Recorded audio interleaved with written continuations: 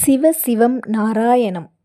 மதகநல்லூர் வைகுண்ட நாராயண சுவாமி முத்தித்தல வரலாறு. அன்பும் அறமும் அலங்கரிக்கும் மதகநல்லூர் என்ற மதகநேரில் அமைந்துள்ள அழகிய திருத்தலம்தான் வைகுண்ட நாராயண சுவாமி திருக்கோவில். நாராயணர் தன்னுடைய 10வது அவதாரத்தை நிறைவு செய்த இடம் இந்த புண்ணிய பூமி. ஆதி நாராயணர் 7 யுகங்களில் 10 அவதாரங்கள் எடுத்துள்ளார். இறுதி யுகமான கலியுகத்தில் 2 அவதாரங்கள் எடுத்தார்.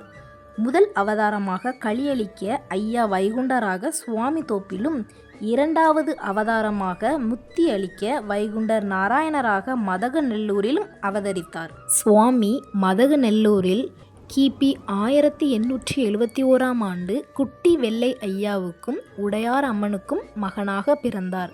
சுவாமியின் மறுபெயர் பரதேசி நாடார். சுவாமி சிறு வயதிலிருந்தே தெய்வீக தன்மையோடு ஞான குழந்தையாக காணப்பட்டார்.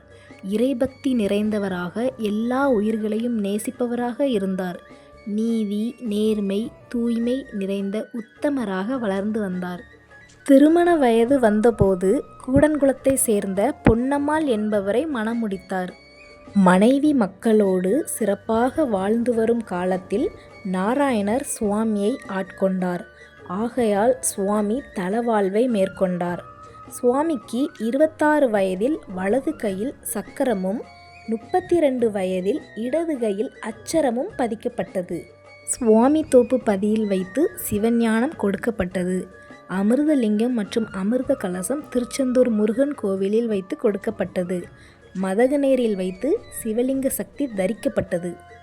சுவாமி தன்னுடைய 42வது வயதில் வைகுண்ட நாராயணராக உயிர் உடலோடு கைலாயம் சென்றார்.